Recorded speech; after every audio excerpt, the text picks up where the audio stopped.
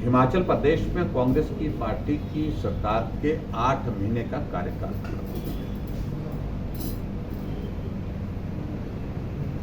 व्यवस्था परिवर्तन के नाम से बहुत जिक्र होते रहे,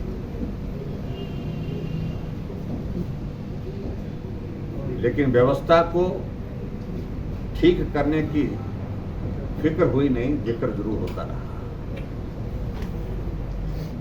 शुरू का दौर हमने ऐसा सोचा कि नए मुख्यमंत्री हैं तो इसलिए कुछ काम करने देना चाहिए, लेकिन 8 महीने का कार्यकाल जो बीता है वो सचमुच में बहुत दुर्भाग्यपूर्ण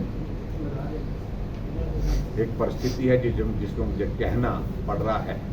किसी सरकार की लोकप्रियता अगर 8 महीने के छोटे से कार्यकाल में रसातल में चले गई, इसमें मुझे लगता है कि कोई अतिशयोक्ति नहीं। गारंटियों के बारे में बहुत बात करते हैं, हमने गारंटियां पूरी कर दी, लेकिन हम जानना चाहते हैं, हम 20 प्रदेश में रहते हैं, कि गारंटी आखिर पूरी हुई तो हुई कौन सी?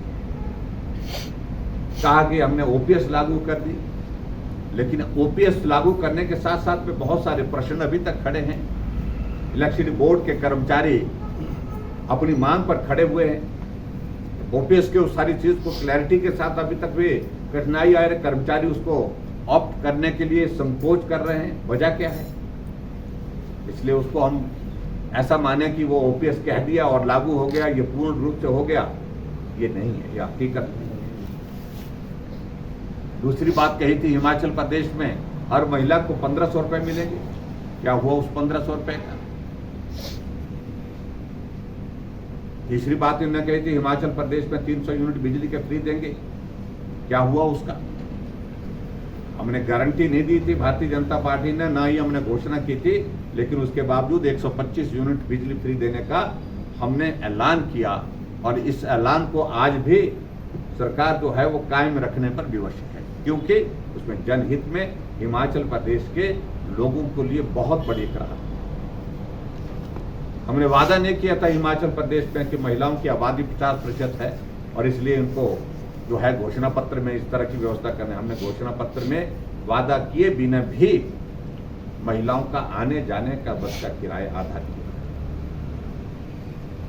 लेकिन जहां 300 यूनिट बिजली फ्री देने की बातें कही गई, गोबर खरीदने की बातें कही गई, 1 साल में 1 लाख और 5 साल में 5 लाख बेरोजगारों को नौकरी देने की बात कही गई, 8 महीने में 8000 से ज्यादा आउटसोर्स में लगे कर्मचारी घर में भेज दिए, उनको नौकरी से हटा दिया गया। कोविड के दौरान अपने जीवन को संकट में डाल करके काम करने वाले जो वॉलंटियर्स, जो आउटसोर्स में लगे थे, जो काम करने कर्मचारी लगे थे, नर्सें हैं, फार्मासिस्ट हैं, वार्ड बॉयज हैं, उनको 8 महीने से सैलरी नहीं है। हिमाचल प्रदेश में कॉन्ट्रैक्टर ने, जो ठेकेदारों ने जो टेंडर होने की प्रक्रिया पूरा करने के बाद जो काम किए हैं, 8 महीने से उनकी पेमेंट नहीं हो पा रही है। बहुत सारे लोगों की जिंदगी चले गई, 200 से ऊपर का ये आंकड़ा हो गया है। चंबा में हमारे 6 जवानों की भी दुखद मृत्यु हुई है, उसमें एक और व्यक्ति भी थे, 7 लोगों की दुखद मृत्यु हुई है। पुलिस के जवान जो लॉन्ग रेंज पेट्रोलिंग के काम के लिए निकले हुए थे, उनके परिवार के प्रति भी हमारे संवेदना है। व्यक्तिगत रूप से उनके प्रति जो है वो उस घटना के प्रति जो है वो दुख व्यक्त करता हूँ। और हिमाचल प्रदेश में जितने भी लोग अभी तक इस बारिश और बरसात के कारण जिनकी जिंदगी चले गई है, उनके परिवार के प्रति मेरी संवेदना है।